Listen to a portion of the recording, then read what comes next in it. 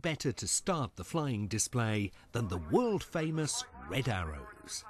In his third year as team leader is Wing Commander Jace Hawker.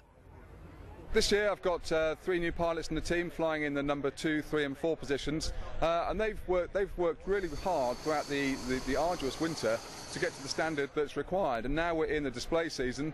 The whole team are putting in very consistent performances, and performances that I'm very pleased of, and the feedback that I've been getting from the many people that we meet on the ground has been that they're enjoying our performance this year, which certainly makes our life really worthwhile.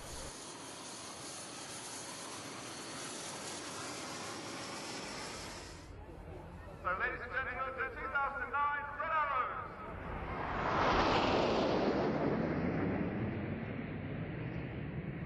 3 new pilots join the Reds every year, and each pilot flies with the team for 3 years, ensuring that expertise is passed on from year to year. He's a keen kite surfer and wind surfer.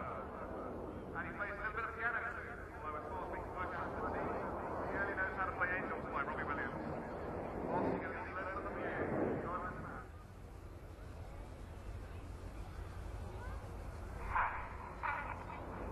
Jace calls the team into Fred Boy.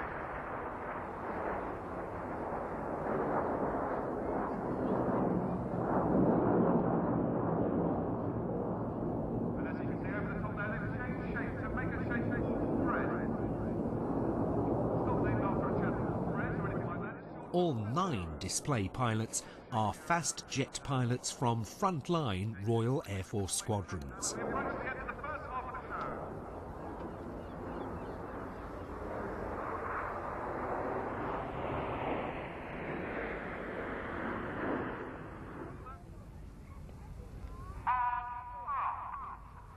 So what you're watching here is Web 6 inverted 2.5G, that's minus 2.5G parallel, 7 meter 9.4 waiting on him. It's a very difficult manoeuvre, you can see The Red Arrows are renowned throughout the world as ambassadors for both the Royal Air Force and the United Kingdom. shortly spot roll, and then you're going to see the amazing cross.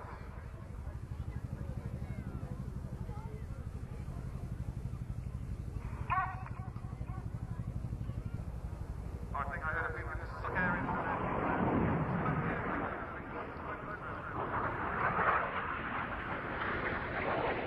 The climax of the Red Arrows display is the spectacular Vixen break.